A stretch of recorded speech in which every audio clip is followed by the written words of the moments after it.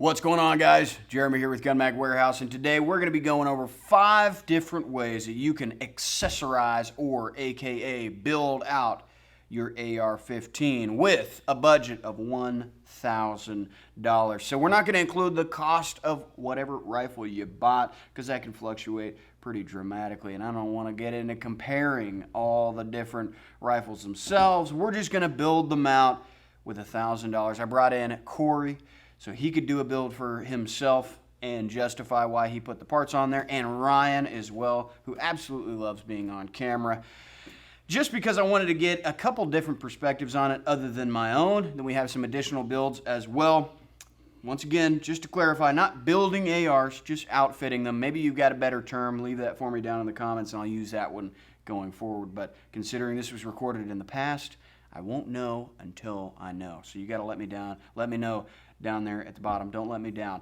What I need is to clarify the one rule here.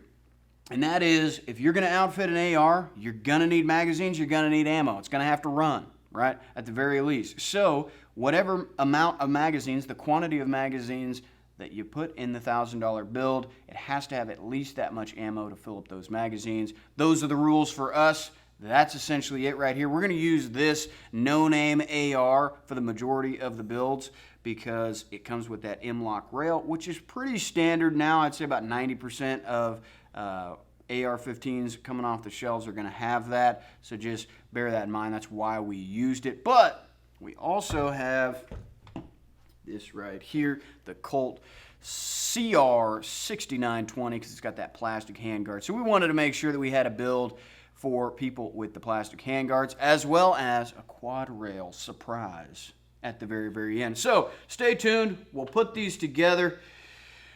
Let me know what you think. Let's get started. So this is what we put together for the plastic handguard build. Up here at the front, since I don't have any attachment points, went ahead and just made some of my own with some athletic tape and strapped an EDC light from Nightstick up there at the front so that I can, on the left-handed of course, activate that button and get right up into the grip. Now, if you are, which you probably are, a standard hand user, meaning a right-handed guy, you'll put it on the other side. Good for you. But of course, I'm setting these up. I'm going to set them up for myself. Why wouldn't I? Now, a light's good, but you're going to need mags. You're going to need ammo. So I went with the Duramag Speed magazines. We got 6 of these. And since we've got 6 of them, we're going to need all the ammo to fill it up. Now, I went ahead and just kind of made some room in the budget for something. Let me get it real quick.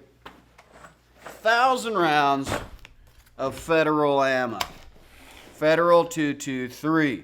So obviously that's going to jump up our total cost quite a bit. But with 6 mags and 1,000 rounds, we should be good for quite a while. Now, if you're the average AR-15 user, and you don't have to be honest here, I'm not going to come find you or anything like that, then you're shooting about 100 rounds a year. And I know for a lot of gun guys, that would be like, wait a minute, that doesn't seem right at all. But the truth is, the average AR-15 owner shoots about 100 rounds through it a year. So if you got 1,000, you got 10 years worth for you right there. But for people like me, and maybe like you too, this will last you a pretty good while, especially at the deal that it's at right there. So, Duramag, Federal ammunition. Let's talk about our optic here. It's the HS403C from Holosun. It's got the solar technology up there at the top, little solar panel to extend the life. It's a 2 MOA red dot sight, 50,000 hours battery life, and an extremely competitive price. Now, I know some people don't like buying products that are manufactured in China, but unfortunately, that's just kind of the name of the game now. If you want some inexpensive, high-quality stuff, that's what you're going to end up doing. Now, your own personal preference to not shop with companies that make stuff in China is totally up to you. I respect your decision for doing so. But that being said, Holosun works great. I've never had any issues with them. They're at a fantastic price, so I slapped them on there. And that's basically it, other than our Blackhawk Universal Tactical sling. It's a 2-point sling that requires no QD mounts, and since we've got our little swivel hooks here, which don't do a ton of swiveling, but a little bit of movement. We just slapped it on. Super easy, super straightforward. Now, if you get some of the QD attachments, you have a lot more modularity, a lot more capability. But this works just fine. You can adjust it to however you need, but it will be won't be as convenient as having one of the pull tabs that has the adjustments on it. So that's it for this build. I'm pretty happy with it overall. I think it looks pretty good. You might not like the tape up there at the front, but I think it looks pretty hardcore. All right, so I brought Ryan out here. One of Ryan's favorite things is to be on camera, so I wanted to make sure he was involved in this. I said, all right, Ryan, same rules apply. You have to be able to fill up the magazines with the ammunition. You got $1,000, and this is what he showed up with. So talk me through from tip to butt some of the decisions you made. It looks like you got a 45-degree offset here with the, are those M-Bus Pros? Yeah, they're M-Bus Pros, the 45-degree offsets. I picked the 6-hour MSR 1-8. I feel like a low-power variable optic on a 16-inch carbine like this is extremely useful. And so having a wide range of magnification makes this rifle very versatile. But being that this rifle uses more of a fixed style mount, it's not a quick release, I wanted to make sure that I was able to put a set of sights on there. So just in case anything happened to my optic and I'm not rolling around with tools to be able to get the optic off quickly, I can flip up those 45-degree iron sights, tilt it to the side a little bit, and still be effective. Cool. Followed up behind that is I picked the Streamlight HLX long gun light from Streamlight. Comes with a pressure pad, so I've got momentary or constant on. My biggest reasoning for this light though is it's a dual fuel, so I can run a single AA battery or I can run 2 CR123s. So no matter what situation I'm in, or what I've got on me or in other gear, I can always keep this flashlight up and running. Bringing it up again, I went with the 6-hour MSR 1-8. Again, low power variable optic just gives me a lot of versatility in close-up shooting and a little bit longer range. And it's got a throw lever built into it, so changing magnifications is extremely easy and very quick. And the reticle inside this guy is extremely useful. Coming a little bit further back, I went with the Radian Raptor ambidextrous charging handle. Oh yeah. Gives me a little bit more room on the side when I'm manipulating the firearm. Makes it ambidextrous, so just in case I need to do something with my offhand, I can do it. And then down here, I went with the Magpul MOE grip. It's just comfortable in my hand. It's a good quality grip, strong polymer. And if I decide I need a little bit more aggressive grip, I can always stipple it or tape it up. Moving further down, I went with one of the SureFeed magazines from OK Industries. Being an aluminum magazine, I know it's going to be one, high quality, two, they use Magpul followers. So I know I'm not going to have any feeding issues. And again, being aluminum, they're strong. If I ever have any problems with any of the feed lips, I can always tweak and rebend them to how my gun would like it. And so how many of those mags did you end up going with? I picked 6 of them. Okay. I'd like one in the gun, at least a full loadout on either it's a plate carrier, right, or a chest rig, and then having at least one spare. And to go along with it, I went with the PMC Bronze 55 grain 223. They're FMJ boat tails, so it's a good quality projectile in your standard ammunition. So whether you're just going to the range, punching some holes, you want to reach out to a couple hundred yards, or you want to have just good reliable ammunition for any scenario that you might be in, it covers all of that in one load for me. Gotcha. Are you one of those guys that will leave your 6th mag in the bag and leave it so that it doesn't get exposed to the harmful air and other things around? Or you just go ahead and rip it out of the package as soon as you get it? No, so mostly for me is I'll set up a load how I want. Like I said, at least one ready for the rifle and a full chest rig, so whether that leaves 2 or 3 that aren't in use in a kit, I'll take them out of the package, but I'll make sure that I keep them separate. Typically, I'll mark my magazines, and in this case, I'd mark them 1 through 6, so that way, in case I have a failure of any kind, I can know which magazine it was and when it happened and kind of the environment that it was in, so I can keep an eye on it in case I have any issues in the future. It's a good idea.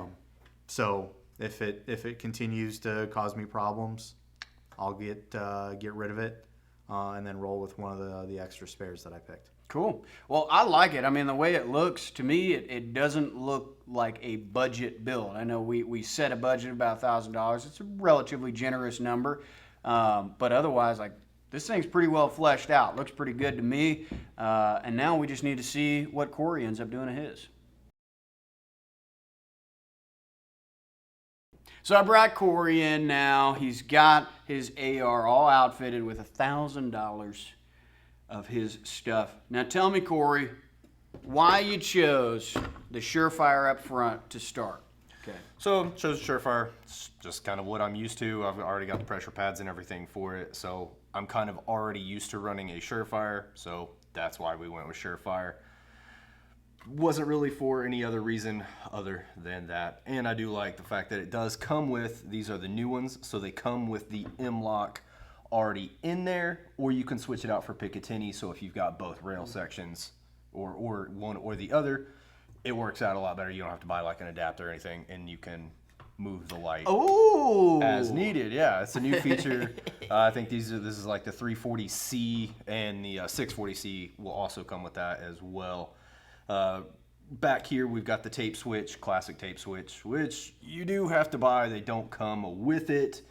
Wish they did, but this actually accounts for like a lot of my $1,000.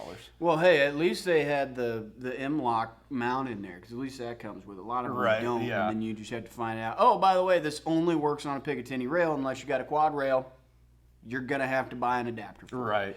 So like I said, yep, got it taped up here. This is goon tape. You can use ace tape, whatever it is you want to secure it with. I don't even bother buying the rail attachments anymore because I'm going to move it, and this allows me to get it just exactly where I want it to. Cory loves goon tape. I do. I like goon tape. I've got a lot of it. I goon tape everything. I tape everything. So, and then moving back from there, the EOTech, this is the 512 Classic because it runs off of the double A's. I don't have to worry about running the 123 batteries in here. It's just a classic sight, and that's kind of why I picked that. And it runs off the double A's. So that's what I was going to ask you, because there are newer, more compact versions, but you opted for the older, I guess you could say, older model. And was that primarily for the battery choice, or to save a little bit of money in the $1,000 budget? It was a little bit of both. Yes, ideally, if you're going to run a light and an optic, you would want them on the same battery if possible. That way you don't have to carry multiple batteries, multiple different batteries. You could run them off the same one. My very first optic on my first AR was the 512, so it's something that I'm used to. Kind of has that like nostalgic place in my heart, so to speak. And then to wrap us up, 3 of the Gen 2 PMags. I picked 3 because that's what fits in my plate carrier, and that's what fits in all of my other chest rigs. So went with the 3 there, and then 5 boxes of the Frontier from Hornady, the 223 68 grain boat tail hollow point. You want to hunt with it, you want home protection, self-protection, those are going to be pretty good rounds. And that wraps up my $1,000 build. Well, I got one question for you. Why you went with the Gen 2s over the Gen 3s? Why I went with the Gen 2s over the Gen 3s? Because I spent all my money on the flashlight and the optic. Understood. Okay, so it's just pinchy pennies, you know? Yeah, it's exactly what it is, yeah. Gotta do what you gotta do. All right, cool. Well, that pretty much sums it up then. Let's do mine real quick, and we'll see why these guys know more than me, okay? Let's just do that.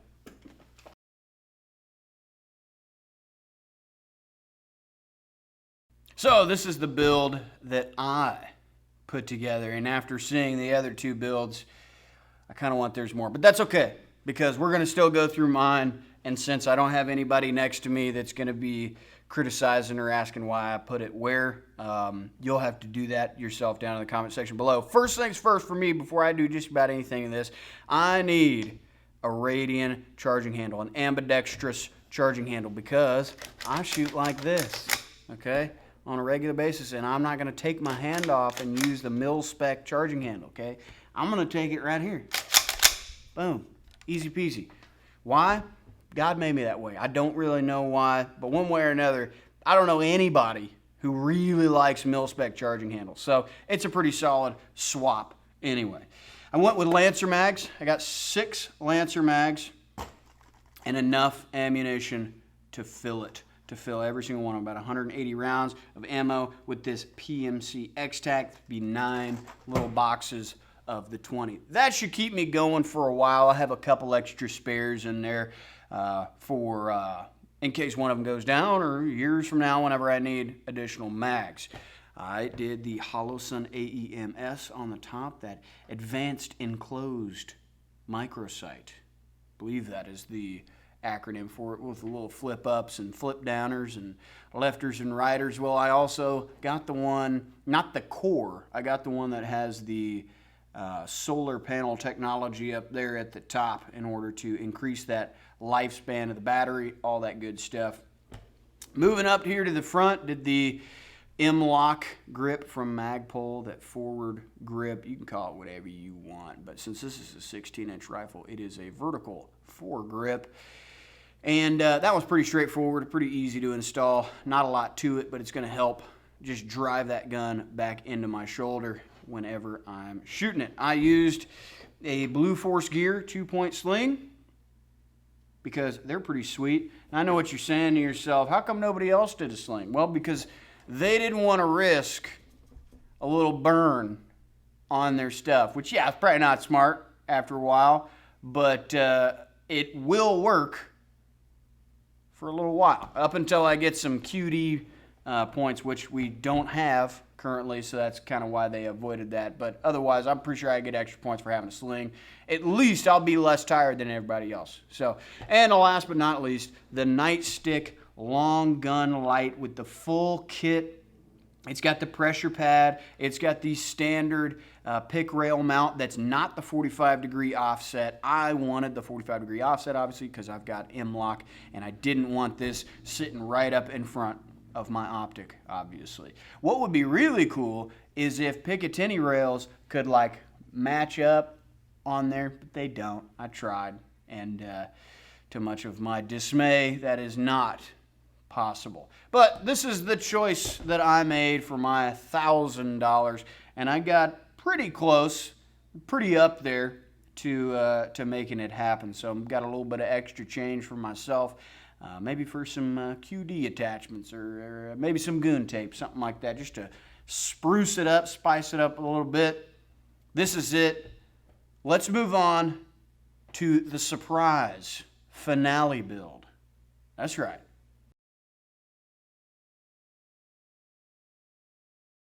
And for the final AR-15, let's say that you had a quad rail and $1,000. Well, here's what I would do.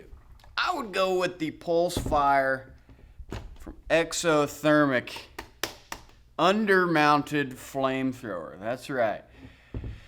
For the low price of like $600 something, you can have a flamethrower attached to your AR.